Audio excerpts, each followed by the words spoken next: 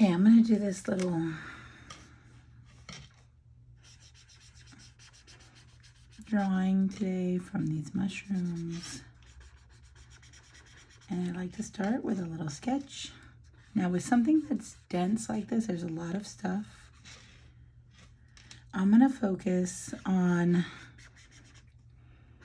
the big parts first because I have to kind of find a way to organize myself. I started with one of these mushrooms and I just kind of like used it as an anchor. So I drew that shape out so I would be able to recognize it.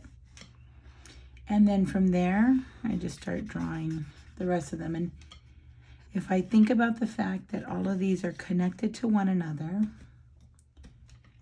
makes it a little bit easier to stay focused on these because there's a lot of them. And I didn't realize until I started drawing that this might be a little more challenging than I thought it would be. Just because it's easy to feel overwhelmed by the number of things in this photo. So I'm just starting with the caps. Just starting with caps. There's my anchor again. When I get lost, I can kind of just come back to the anchor.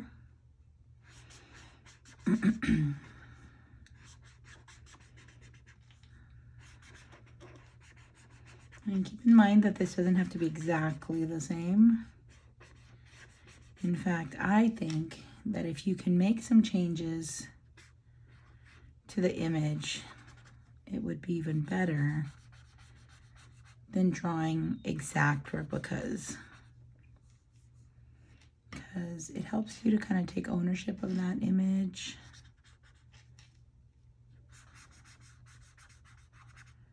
Here. Okay. So primarily these are just caps, and then I'm going to use, I think I'm going to use this purple to do the bottoms. So the bottom part of the mushrooms,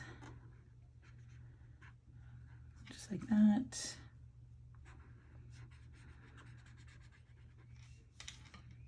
Like that.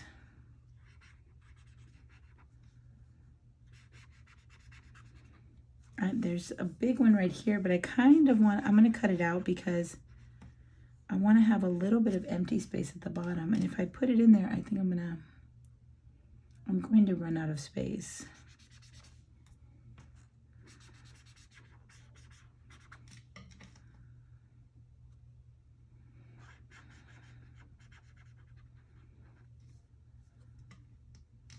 I'm drawing these in a very general way. Just loose shapes for now. This is my anchor. And by anchor, I just mean the one that I used to kind of guide me when I got lost. If and when I get lost with the number of mushrooms I'm drawing here, I might get to a point where I feel like I don't know what I'm doing. I don't know which one I'm on. I'm lost. And this will be my anchor.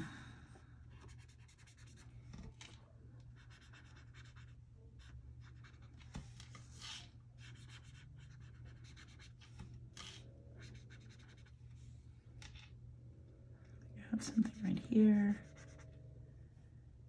Definitely some stuff happening down here. And now in here, this is pretty much a lot of stems. And I know that there's a little bit more in here. They're like small ones, really little caps. And there's also one in here, but kind of ran out of space for that. Okay. So these are all the caps, and these are the gills of the mushrooms. So now I'm going to add a little bit of detail to the edge here because the edges have a little bit of darkness.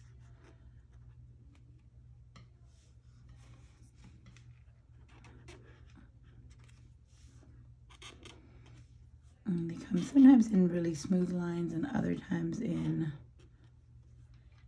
irregular lines. Some of them don't have like a denser kind of pigment there. So if you don't see it, you don't have to put it in there.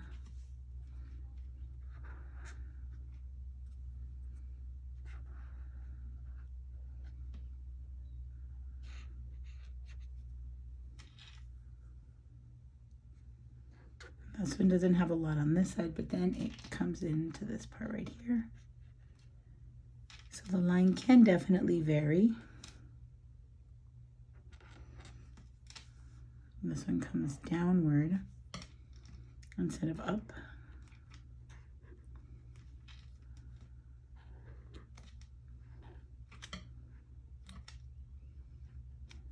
Right there.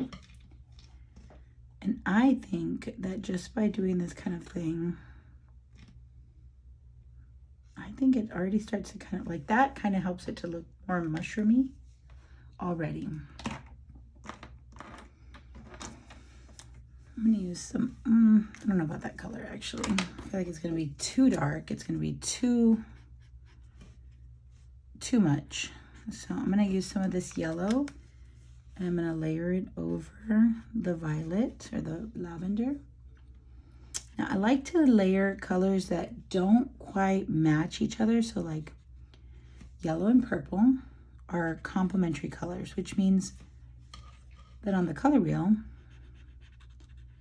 they are opposite one another. And what that means for those colors is just that they don't have anything in common. A lot of colors share colors, like violet, for instance, has blue and it has red in it. So anything that has blue or red in it could theoretically, you know, share something, or it does share something with violet, but yellow and violet don't have anything in common.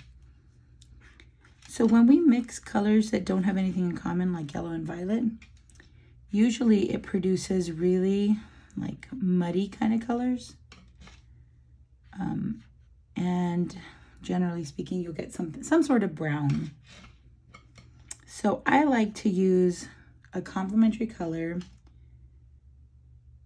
Ooh, and now I kind of feel like I want that cap that I left out, because there's a really nice shadow on it that I hadn't really noticed before. But if you layer the yellow on top of the purple, you layer complementary colors, you're gonna get something that's a little bit more brownish, a little bit more neutral. And so it's great for creating like earthy kind of natural tones. And that's why I think that's a great use of a color like that on top of an unexpected color like violet. Now this is really dark, so I'm gonna be weary about this one. I'm gonna use a tad a little bit more value to the darkest bits. So thin lines,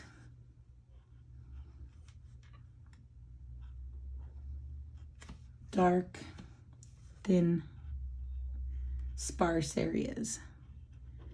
Not a lot of this. I'm thinking I'll put a couple of little textural lines, but most of that I want to do in my pencil. I'm gonna do just a little bit of stuff here so that I can like leave a lot of room to put some details in with my pencils. But there's something really special and nice about these brush tip lines. They're super organic, and I love the waviness, the imperfection of it. And that's why I definitely like to use them for this.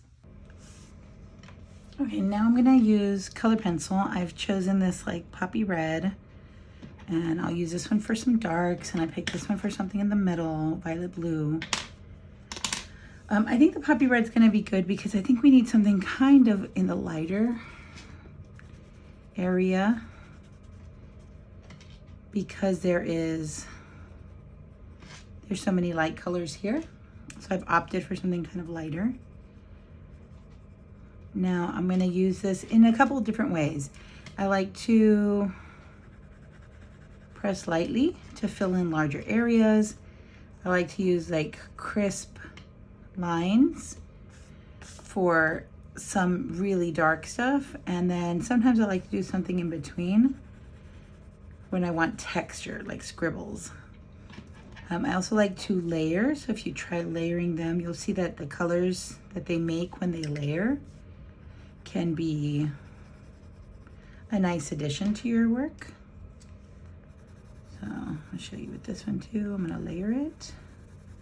And when you're layering, I recommend you do very light layers so that you have room to add into them. Because once you start to press hard or burnish the color, it makes it hard to add more layers. So the color just kind of stays right where you left it. But I like to use these in a few different ways, okay? So I'm starting by just adding a little bit of red, of the poppy red, to define the caps. Because they're a little bit, you know, they're kind of all blending together. I'm just gonna put a little bit on the top at least, just because that's where I see the shadows. The shadows are more like on this side of the caps, like this side here. And this is where, I mean, the light seems to be coming from the front, but there's shadows down here. And sometimes there's some shadows over here. Obviously the mushroom caps are also casting shadows on one another. So I use it as a general guide. I just kind of like pick out the darks and then add a soft layer of color pencil to define those areas and to help create the shapes. So you can see the caps are starting to kind of take form, just a little. And through this whole process, I'm still using my reference. It's open here. I'm using the October reference board that I made on Unsplash. So you'll find this photo there if you want to try this drawing exercise. Okay, so I have the caps. Now down here in the gills, there's definitely a lot of texture and a lot of shadows. So I'm gonna use this blue, this kind of mid-range blue, just to define some of those areas and make them seem like they are behind or underneath things. So I'm adding the shadows to them so that they'll feel deeper. They'll feel like they're below. Just like that. I'm using the reference photo, but I'm using it as kind of like, it's a suggestion.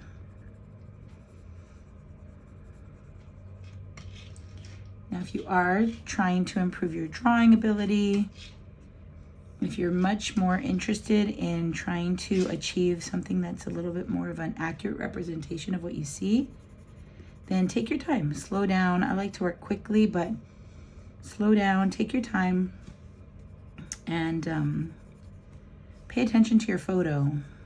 Take it in smaller pieces, work a little bit more carefully. So you do what feels good for you. But I do like to take the photo for suggestions. Like in this case, there's a lot of dark shadows right here, but everything here turns very milky, very white. It's hard to kind of make out the gills there. So I'm just gonna leave them alone. I'm not gonna put any lines in. I don't feel like I need to include them if I don't really see them. I always tell my students, you draw what you see, not what you think it should be. So if it seems like there's, you know, if there isn't a consistent layer of gills, for instance, then don't feel like you have to make a perfect, like equally spaced layer of gills. You can just put them where you see them in the photo,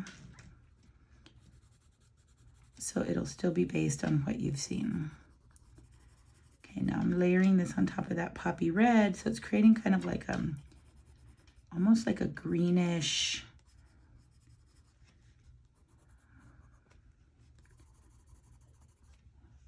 kind of like warmth to it. Looks very earthy. And I'm gonna add a little bit of this, this indigo, and I'm gonna use this to create a few little like outlines.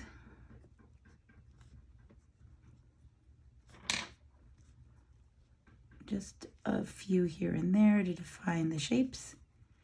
So at this point, I'm really looking at the drawing as a whole and thinking about where I think they should be. I don't like to add them all around evenly. I like it to feel a little bit more like I forgot some spaces. But you can do it however you feel like it looks best. I think you should look at your work as you go and decide whether you need more. These lines, although they are inspired by the photo, they are much more arbitrary. I just kind of like where I think they'll look good. If I don't see necessarily like a dark line here, but I think I need it right here, I'll put it in. And I also like to add some little embellishments here and there. And I can use my pen also to do this. I still have my photo reference open, and I'm still looking to the photo for ideas on where things should go. But I'm kind of wrapping it up. I'm getting close to the finishing point. Add some little, I feel like that needed like some little embellishment, so I'll add some shapes in.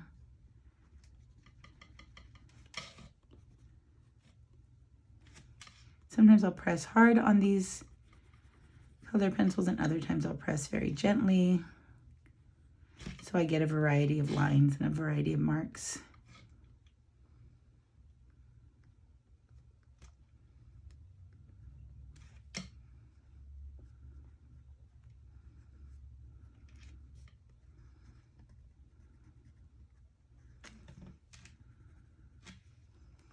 And I might put a little indication. There is this last cap here, which kind of butts up against the tree.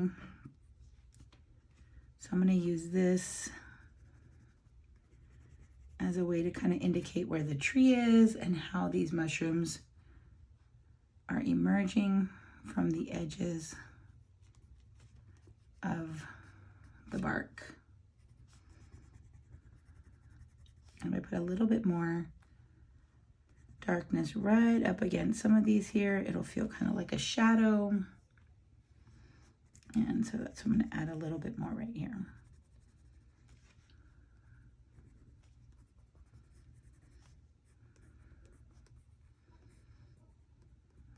I want that to seem kind of like tree bark.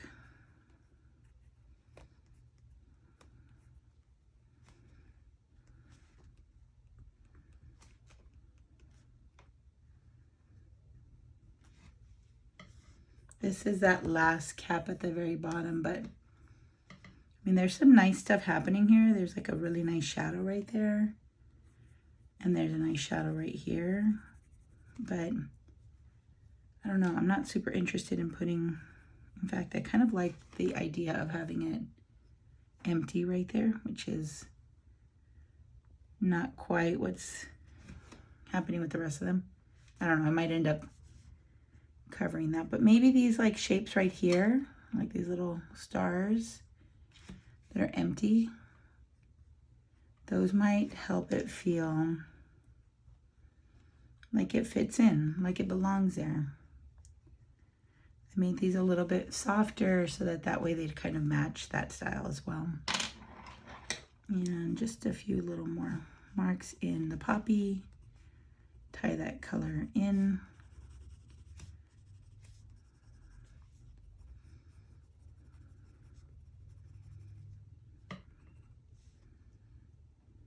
There. And I think that's done. So I hope you got some ideas and inspiration for your mushroom drawing. I feel like I've drawn a lot of mushrooms lately. So I don't feel like, I wanted to try something different. I didn't want to feel like I was drawing the same mushroom again.